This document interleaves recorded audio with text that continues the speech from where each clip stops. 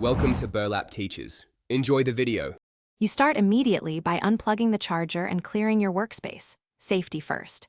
Use a multimeter to check continuity on the cable and the plug.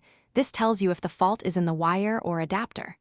Once done, open the adapter case carefully, removing screws and clips while noting how parts fit. Make sure to photograph orientation of boards and wires. This speeds reassembly.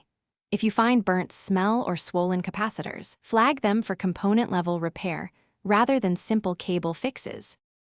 Now focus on the how and why of the failure. Measure output voltage versus the label to confirm regulator failure. If voltage is low or absent, probe the PCB for cold solder joints and cracked traces. These break connection under stress. Replace obvious faulty components like capacitors or diodes. Use same ratings and polarity. When repairing the cable, strip insulation cleanly, tin wires, and solder with heat shrink for strain relief. This prevents repeat breaks. Make sure insulation is continuous to avoid shorts. Finish by reassembling the charger carefully. Align housings and tighten screws without cracking plastic. Power up and verify output with a load.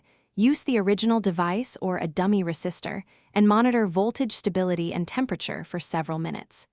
If the charger works, allow a full cool-down test. Make sure it doesn't overheat. If problems persist, go back to check solder joints and replaced components, or accept replacement if multiple core parts fail. Better to replace than risk fire. Thanks for watching. Consider subscribing if this video helped you.